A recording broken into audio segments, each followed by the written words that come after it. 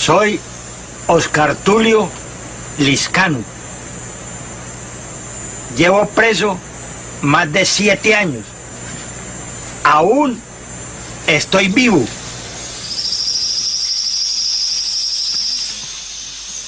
Esto va a estar acordonado acá el río está acordonado hasta la pista y de la pista al río.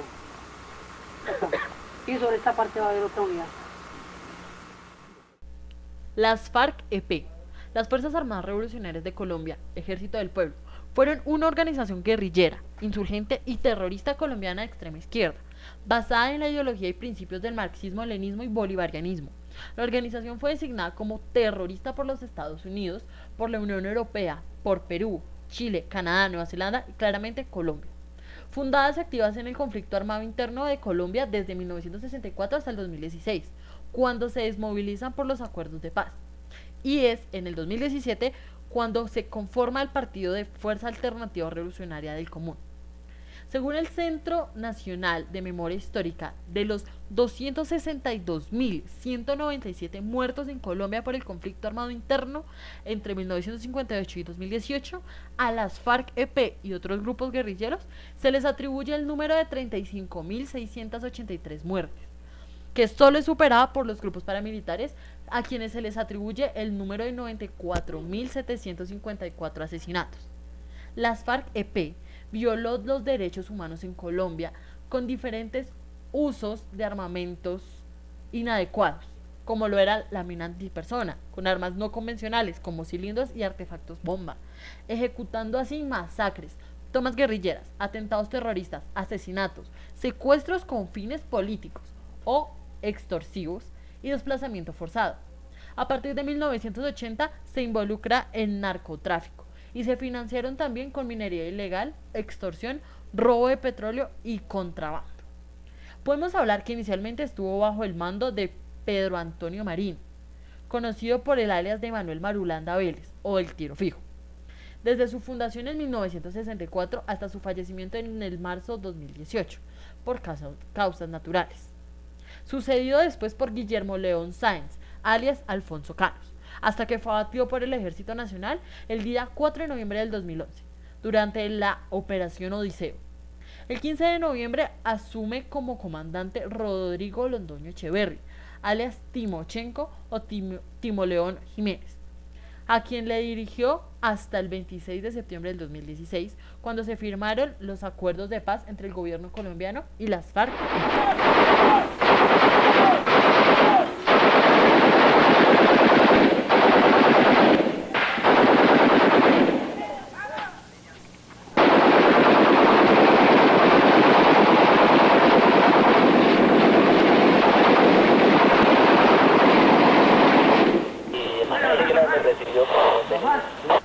Es que ese man está bien ubicado ahí.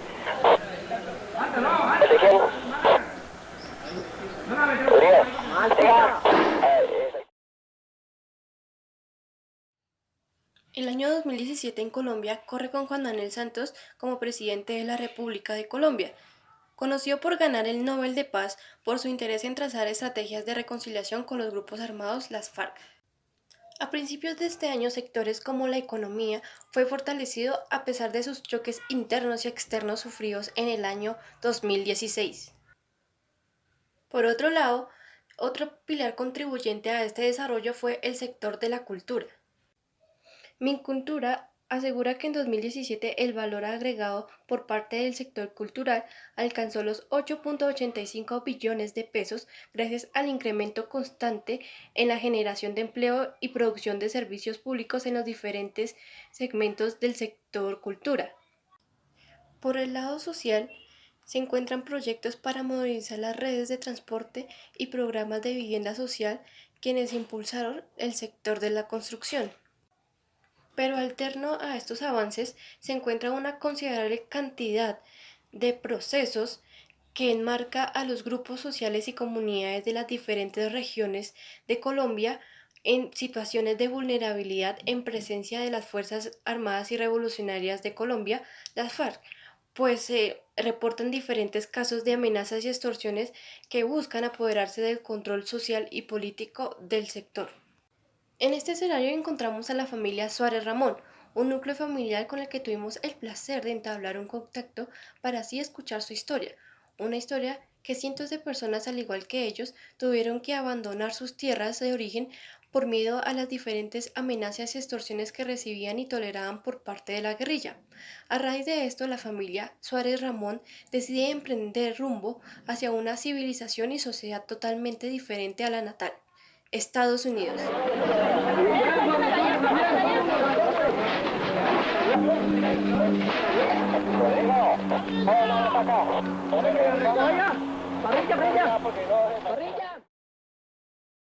En relación a la familia escogida, la teoría que más se asemeja, en este caso, es la teoría de la interculturalidad. Pero primeramente se habla sobre qué trata la interculturalidad y por qué escogimos este tipo de teoría para esta familia. La interculturalidad se refiere a las relaciones de intercambio y comunicación igualitarias entre grupos culturales como lo son la etnia, la religión, lengua o nacionalidad, entre otros, hay muchísimos más. Pero esto se hace con el fin de que la persona o el individuo, o en este caso la familia, se acoplen de una mejor manera a la nueva cultura. La interculturalidad apunta a construir una sociedad más democrática al visualizar, describir y valorar igualitariamente los modos de apropiación y reelaboración de significados entre diferentes grupos. La interculturalidad, según García Canclini, como mencioné en el texto, dice que es la efectiva desestabilización actual de los órdenes nacionales, étnicos, de género y generacionales operadas por la nueva interdependencia globalizada. Según con lo que se dijo anteriormente y teniendo como referencia el texto de García Canclini, podemos relacionarlo con la familia que escogimos, demostrando que ellos fueron obligados a dejar su país, sus costumbres, su idioma, sus tradiciones, por ir a otro país y forzarse a aprender otro nuevo idioma, a tener otro estilo de vida y con ello adquirir otra tradición y otras costumbres. Vemos importante que la que menos se vio afectada en este transcurso de interculturalidad fue la hija de la familia que por ser infante no tiene recuerdos sólidos de la cultura y las costumbres colombianas, entonces al llegar a otro país se le hizo muy fácil acostumbrarse y poder vivir así. En conclusión, nosotros decidimos que la familia que elegimos es un claro ejemplo de interculturalidad, ya que siendo la cultura estadounidense y colombiana muy distintas, ellos pudieron abandonar sus principios y su cultura colombiana y adherirse fácilmente a la estadounidense. Una conclusión teórica referente a la interculturalidad es que esta abre la posibilidad de que diferentes individuos o un grupo tenga diálogo entre diferentes culturas y así se apropie o se acople, ya sea una etnia, un género musical, por ejemplo, un idioma, como ya se ha hablado anteriormente de la familia escogida, ¿sí? Esto es un apoyo grandísimo porque este tipo de personas o grupos dejan atrás sus raíces, su familia, por decirlo así, entre comillas, tener un nuevo estilo de vida, en donde cual no es 100% seguro si se van a acoplar, si se van a sentir bien. Al principio va a ser complicado, pero ya con el pasar de los días se van a ir asociando con las culturas que este país les muestra, o grupos dejan atrás sus raíces, su familia, por decirlo así, entre comillas, tener un nuevo estilo de vida, en donde cual no es 100% seguro si se van a acoplar, si se van a sentir bien. Al principio va a ser complicado, pero ya con el pasar de los días se van a ir asociando con las culturas que este país les muestra. Bueno, buenas tardes, María, ¿cómo estás? Mi nombre es Claudia Vanessa Cortés Lozada, soy estudiante de tercer semestre en Comunicación Social y Periodismo en la Universidad Minuto de Dios. Bienvenida y muchas gracias por aceptar esta entrevista. Hola, Claudia Vanessa. Bueno, pues mi nombre es María Ramón y agradezco el espacio para tenernos en cuenta y contar la historia que hemos podido vivir desde nuestra experiencia junto con mi familia. Ok, María. Bueno, el tema pues es la migración. tengo entendido, tú tuviste que emigrar de Colombia a Estados Unidos porque corrían peligro la vida tuya, de tu esposo y de tu hija. ¿Estoy en lo correcto? Así es, Bueno, así es. ¿podrías contarnos un poco de tu vida antes de los hechos? Bueno, yo trabajaba para un consorcio en el departamento del Huila como profesional en salud ocupacional, desempeñándome como inspectora de seguridad en esta área. Trabajábamos realizando una vía que conducía del municipio de La Plata, Huila, hacia el departamento del Cauca. Es allí donde exactamente se presentan los hechos, lo que hace que se desencadene esta situación tanto para mí como para mi familia. Ok, bueno, entonces te quiero preguntar cómo sucedieron los hechos en sí, cuáles fueron las amenazas y por qué Bueno, tuvieron que salir. bueno, exactamente, todo esto sucede, la obra se desarrollaba en un sitio donde hay alta presencia de grupos al margen de la ley, lo que conocemos en Colombia como guerrilla, y desafortunadamente el consorcio para el que trabajaba debía pagar lo que llamamos en Colombia nosotros una vacuna para poder desarrollar las actividades de la construcción de esta vía. Dentro del consorcio se identificaron que hubo personas infiltradas de estos grupos al margen de la ley y una de estas personas estaba a cargo mío. Sucedieron hechos con esta persona que nos llevan a tomar la decisión de cancelarle su contrato laboral, lo cual el señor se molesta y de manera, pues, de manera, como lo digo, en el momento que él se molesta porque se le cancela su contrato de trabajo, a quien culpa de esto es a mí, identificando nosotros que esta es una de las personas que está infiltrada en el consorcio. El señor se le entrega su cancelación de contrato y lo que hace es hacerme una amenaza a mí de muerte en ese momento, precisamente porque lo retiramos de la empresa. Lo que dice exactamente es que aliste el ataúd porque yo me muero. Es ahí donde se realiza la primera amenaza de este señor. Yo me presento ese mismo día en la noche ante la Fiscalía del municipio de La Plata, donde interpongo la denuncia, conociendo en ese momento antecedentes de este señor, antecedentes que este señor ya había tenido por asesinato, violación, perteneciente a grupos al margen de la ley como era la guerrilla de las FARC en ese momento. El señor tenía múltiples antecedentes y ya había pagado una pena de 15 años en la cárcel. Entonces yo por eso coloco la denuncia ante la Fiscalía General de la Nación en el municipio de La Plata. A raíz de que el señor sabe que esto sucedió y de que se puso la denuncia, vienen una serie de amenazas más, lo que nos hace realmente tomar decisiones ya más serias, llevándose conmigo también a mi familia, que es mi esposo y mi niña. En el momento de los hechos, tu esposo, él trabajaba en la Policía Nacional en La Plata, Huila, y pidió traslado, tengo entendido, a otro pueblo cercano que es la Argentina, Huila, ¿cierto? Sí, desafortunadamente mi esposo también se ve involucrado en la situación porque él pertenecía exactamente a la Policía Nacional de Colombia, siendo él una de las personas que me protegía dentro de todo esta situación que se vivía, ya que a mí me pone la policía una medida de protección, la cual es asignada a quien es mi esposo actualmente. Llevándose este señor, lo que hace es también comienza a hacer amenazas en contra de mi esposo, lo que nos lleva a tomar la decisión de solicitar a mi esposo el traslado para evadir un poquito esta situación y tratar de salvaguardar nuestras vidas. Ok, sí. Después de que se trasladan a la Argentina, tengo entendido que siguieron las amenazas y ahí es cuando deciden venir a la capital, donde es tu esposo natal. Exactamente. Desafortunadamente, en este sitio, en la Argentina, Huila, se presenta nuevamente este señor haciéndole una amenaza ya directamente a mi esposo. Es allí pues donde realmente se toma la decisión ya no de hacer un traslado dentro del Huila, sino ya poder salir del Huila para minimizar el riesgo de perder nuestras vidas. Mi esposo solicita el traslado para la ciudad de Bogotá, siendo este aceptado en el mes de enero del 2018 y es allí donde nos vamos a vivir a la ciudad de Bogotá. Bueno, ¿qué afectaciones directas trajo el traslado del departamento de Huila a la ciudad como lo es Bogotá, hablando culturalmente? Y bueno, ¿cuáles fueron todas esas afectaciones? Bueno,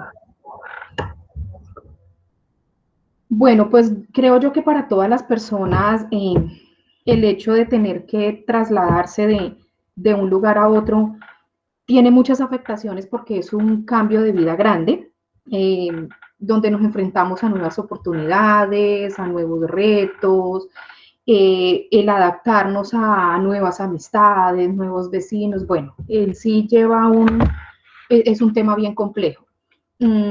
Adicional a eso teníamos a nuestra niña muy pequeña que tenía 1 año, entonces siempre mi esposo y yo hemos querido tratar de que yo sea mamá presente, entonces hemos tratado de que todo esto el adaptarnos a una ciudad como lo es Bogotá, porque es una ciudad compleja, tiene muchas afectaciones y terminó también allí llegando la amenaza. Entonces seguíamos con la misma afectación en la que ya veníamos, que era una amenaza de muerte tanto para nosotros como para nuestra hija.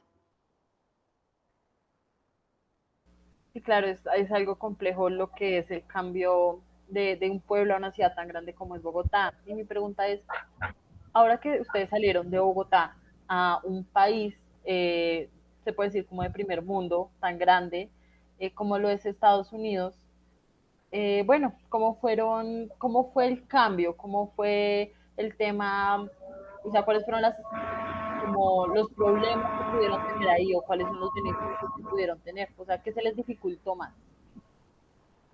Bueno, inicialmente, como te digo, el cambiar, inicialmente fue de un pueblo a una ciudad, pero estás dentro de tu misma cultura, estás en un país de donde tú eres, pero el llegar a enfrentarnos a un país donde todo es diferente desde el idioma hasta cosas tan simples como la manera de comer, en que si aquí no tienes un carro no te puedes defender, fueron muchísimas cosas las que realmente llegando nos fue fuerte adaptarnos. Fue muy difícil y principalmente el idioma ha sido uno de los factores más grandes que hemos tenido para podernos defender en este país. Y entiendo que es un tema muy complejo porque es una cultura totalmente diferente. Bueno, digamos, Así. ¿qué tan difícil puede ser conseguir empleo para un migrante pues en Estados Unidos, teniendo en cuenta que pues en ese país se encuentra un aproximado de 51 millones pues de residentes migrantes en el momento? Bueno, Estados Unidos puede decir que tiene una demanda laboral bastante grande y bastante amplia, pero que desafortunadamente para el inmigrante indocumentado, quien llega inicialmente que está indocumentado, tener un trabajo es bastante difícil, porque es un país donde cumple las leyes al pie de la letra y los que llegamos con este tipo de situaciones queremos de cierta manera podernos ubicar a hacer todo esto que ellos hacen aquí, el cumplir al pie de la letra las leyes, en hacer las cosas de la manera más correcta, el poder lograr lo que queremos que es tener una estabilidad y la seguridad ante todo. Pero la demanda laboral es bastante amplia, pero es difícil poder adquirir por lo menos un permiso de trabajo para poderte ubicar. ¿Ustedes llevan un aproximado de 3 años viviendo en el país? 2 años y 3 meses. Y en esos 2 años y 3 meses que ustedes como familia han vivido, ¿han tenido algún caso de xenofobia hacia ustedes, de discriminación por algún tipo? Bueno, un caso que, bueno, digamos que haya sido algo relevante que exactamente me sucedió a mí fue durante una persona que me atendió en una tienda donde sentí rechazo por no expresarle bien mi inglés. Esta persona lo que hace es de manera grosera decirme que debo perfeccionar mi inglés para darme a entender, entonces ha sido solo un caso puntual. Conozco casos mucho más grandes y mucho más relevantes de personas cercanas, situaciones que han sucedido, pero personalmente me ha sucedido solo una vez. Pero existen muchos casos de discriminación por ser inmigrante. Sí, tengo entendido que la xenofobia es un tema muy difícil de tratar en este momento en Estados Unidos.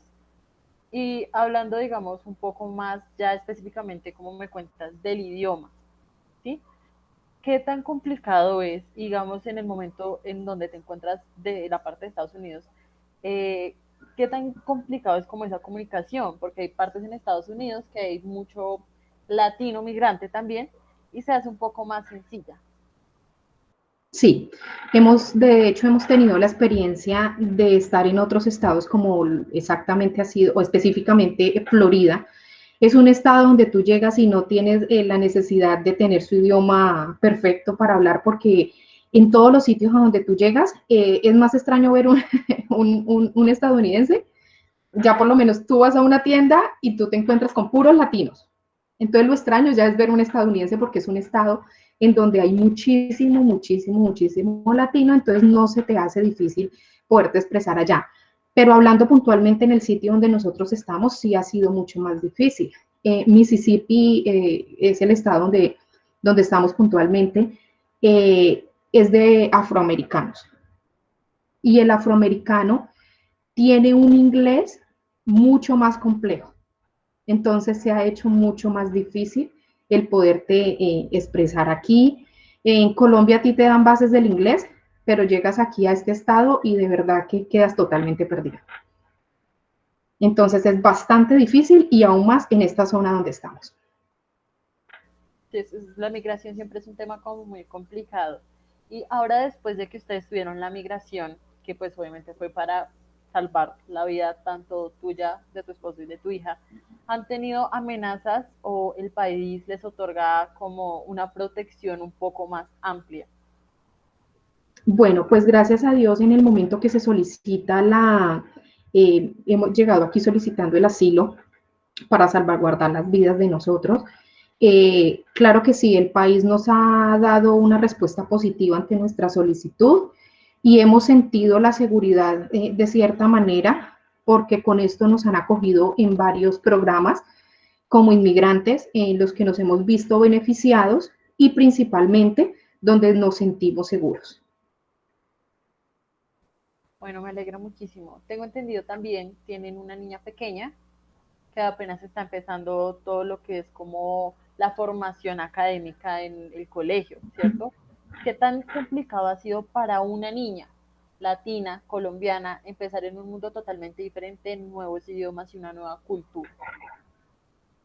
Bueno, desde la experiencia de mi hija y ya varias personas también me habían hecho la misma pregunta y somos muy agradecidos con Dios y con la vida porque ha sido una niña que se ha adaptado a todas las situaciones.